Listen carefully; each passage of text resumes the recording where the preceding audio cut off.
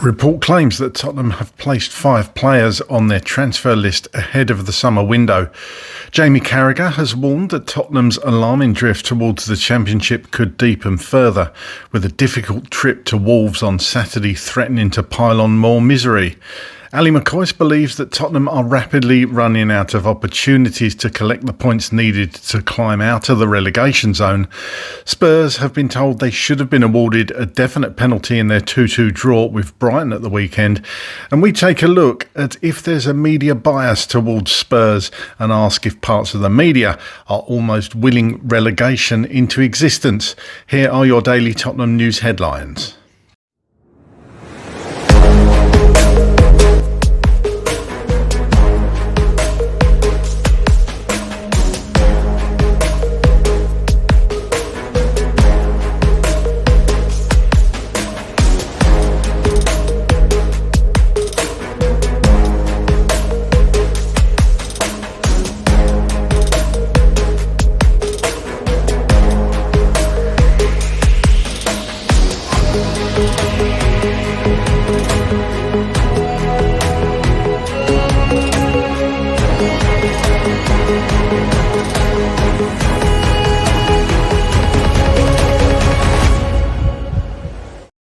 Hello, welcome back to the channel. My name's Craig and here are your daily Tottenham news headlines where I'll be going through all the latest news, rumours and reports. If you're watching on YouTube and are not already as yet subscribed to the channel, please consider doing so. Like, share and comment below. And if you're listening on an audio platform, please do hit that follow button and leave a review if you can. And please make sure you turn on the notification bell so you get notified whenever we go live or upload a video to the channel. Okay, let's get into it. Gimme Sport report that according to Romano Journal, centre-back Radu Dragusin is one of several Tottenham players that they've placed on their transfer list ahead of the summer window. The Romania international has agreed to leave the North Londoners, having found first-team minutes hard to come by, and he's instructed his agent to find him a new club, with talks already underway with interesting clubs across Europe. The report says that Spurs are also keen to Axia Paulinho and Randall Colomowani, who are on loan from Bayern Munich and PSG respectively. Paulinho started well at the Tottenham Hotspur Stadium but has faded, while Colomowani has ultimately been a flop, having only contributed 1 goal and assist in 25 Premier League appearances this season. As things stand, it would be hard for the club to sanction permanent moves for either player, especially not knowing what division they will be playing in next term. It might not be the biggest surprise that Ben Davies could also be another player on his way out of Spurs this summer when his contract expires. The 32-year-old has struggled with injury issues, but at the same time his experience could prove vital for Spurs if the worst does happen and they suffer a devastating relegation to the Championship. Maybe the most surprising name mentioned is Pape Matar Sarr, who has 4 years remaining on his Tottenham contract.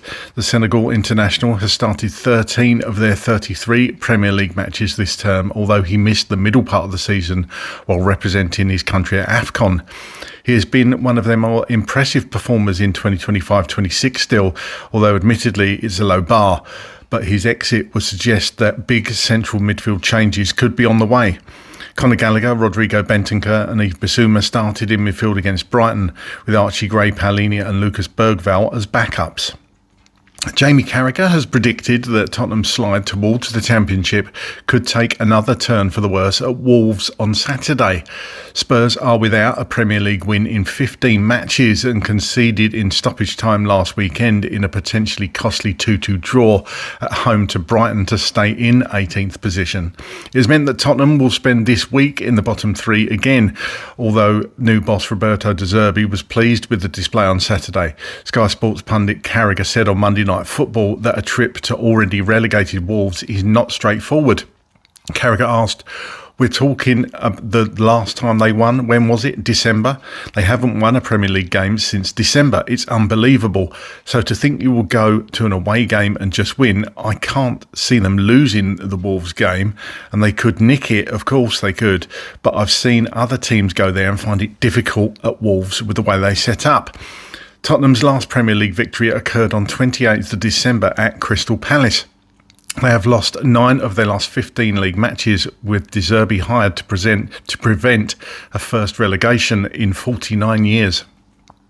Ali McCoist fears that Tottenham are simply running out of time to register the points they require to move out of the drop zone. The TalkSport pundit pointed out that Spurs relegation rivals are all having a bit of momentum in their sales and picking up good results. Tottenham are running out of games and the teams around them are winning games, whether it's Leeds or Forest, Ali McCoist said on TalkSport Breakfast Show.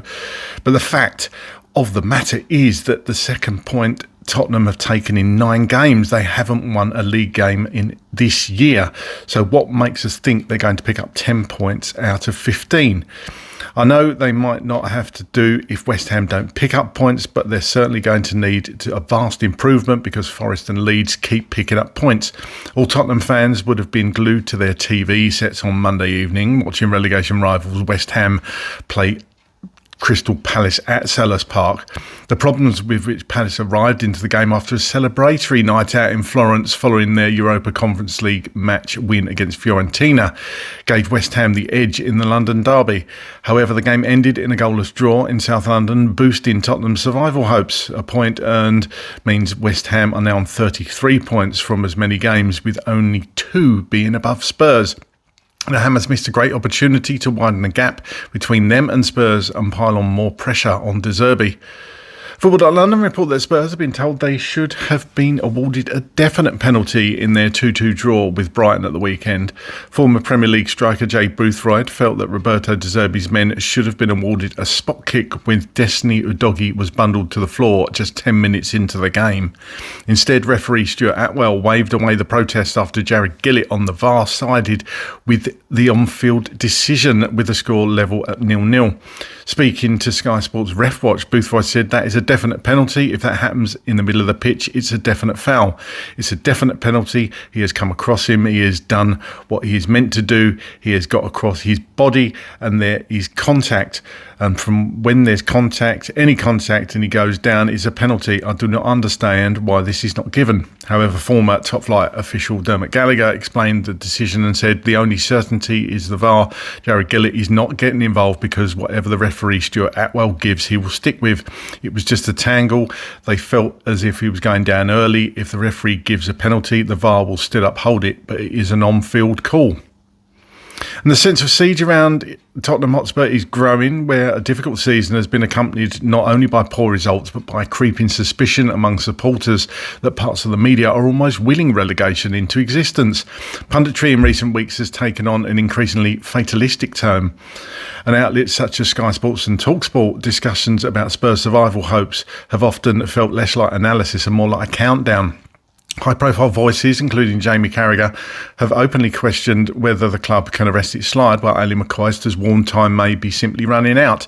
For many fans, the tone has been striking, not just critical, but at times bordering on an unexpected outcome. There is, of course, a counter-argument grounded in cold reality. Tottenham's position near the foot of the Premier League table has been earned through inconsistent performances, injuries and lack of cohesion. Spurs' performances this season have, of course, been less than ideal. In that context, media scrutiny is not only inevitable, but justified. Yet the perception of bias stems from more than just criticism. It lies in framing. Comparable struggles at other clubs have often been couched in terms of fight resistance or turnaround potential. Tottenham's narrative, by contrast, has frequently leaned toward collapse, a fall from grace storyline that is as compelling as it's commercially valuable. Relegation, particularly for a club of Spurs stature, is as dramatic arc that drives clicks, listeners and debate. There is also a historical undercurrent at play. Spurs have long occupied an ambiguous place in English football's hierarchy, a member of the so-called Big Six, yet often treated as the most expendable among them. This has, some argue, made them an easy target for scepticism. When giants falter, the media spotlight intensifies, but sympathy is not always guaranteed. Importantly, there is little concrete evidence of an organised or deliberate campaign against Spurs. What exists instead is a convergence of incentives, a struggle, high-profile club, outspoken pundits, and a media ecosystem that thrives on strong narratives. The result can filter supporters like a chorus-willing failure into being, even that's not explicit intention. Inside the club, the focus remains on survival. Players and staff have publicly stressed unity, while the return of injured stars offers a flicker of hope. The battle is far from over, regardless of how it's portrayed. For now, the question lingers, is this simply scrutiny benefiting a club in crisis, or has the story of Tottenham's downfall become too tempting for the media to resist? As the season edges towards its conclusion, only results will ultimately silence the noise one way or the other. Okay, here's my thoughts on those stories today. Again, not tons of news around really. 5 players to leave. I think there'll be more if we're relegated, definitely. I think there'll be a clear out regardless of what division we're in next year, to be fair. I just can't see them sticking with this bunch of players if we are lucky enough and by some miracle stay in the Premier League. They've got to do something, and I think they will do something. Obviously, their hands will be forced if we're into the Championship, because we're going to need a fire sale of players. It always happens. The top earners, you would think, are going to go. But last night's result, the Palace-West Ham game, gives you a little bit of hope. You know, if West Ham had won that last night, it would have been incredibly difficult for Spurs, because even if West Ham lost at the weekend and we beat Wolves, we'd still be in the relegation zone. So there's just something there, something to hold on to, I suppose. Look, it's difficult, isn't it? It really is difficult to believe. I still think at the back of my mind, I'm still thinking, come on, Spurs, you can get out of this. But yeah, 5 games to go, 15 points to play for, of course. And you know, if like De Zerbi says, you win all 5, we do stay up. 100% we stay up. But can you really see it? We haven't won since December. Although in the last game, obviously, we saw little rays of sunlight, I'd say. So if they can carry that on, look, they've got to ultimately win at Wolves. I've been sidetracked a bit here, but you know what I mean. It's just a must-win. They're all must-wins, but this Wolves game is a definite must-win. Because as Ali McCoist said there, and Carragher said, you know, well, Carragher said he knows. He got the facts like the rest of us. It's plain as day. We haven't won since December. And McCoist's right. You know, we are running out of time. It's time to, you know, we haven't got the time to lose games. We just need to get points on the board and get out of that relegation zone, because it's not like teams are docked points for losing. You know, we need points on the board, and it's got to start at Wolves this weekend. Should Spurs have had a penalty on Destiny Udogie? I've seen him give them. I hadn't seen them give them. You know, I think if the referee had given it as reported in that article, then VAR would have stuck with the on-field decision. It was one of those. I think it's a bit of a 50-50. I don't see many people jumping up and down shouting about it should have been a penalty. But look, you know, saying we could have had a penalty, we could have missed it, or we could have scored it, and the scoreline could have been completely different. The game resets, doesn't it, when something like that happens? So it's not a big deal for me. As I say, 50-50. And is there a media bias against Spurs?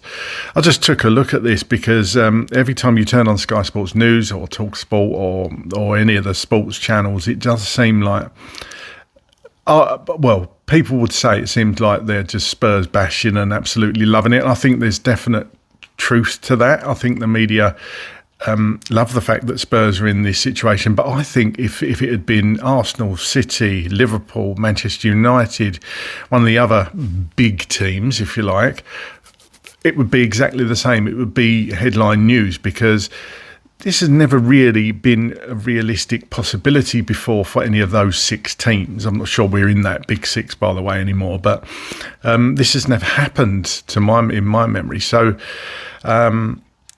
it's going to be big news, and they're going to continually talk about it, because you know, nobody knows what's going to happen if Spurs are relegated, how that's going to go down. It's going to be very, very different, and it is big news. So is there a bias?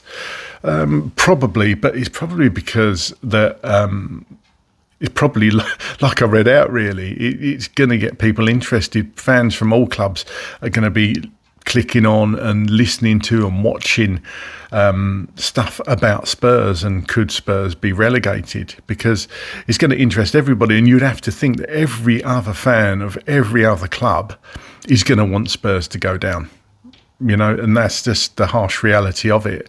And of course, you wouldn't expect anything else.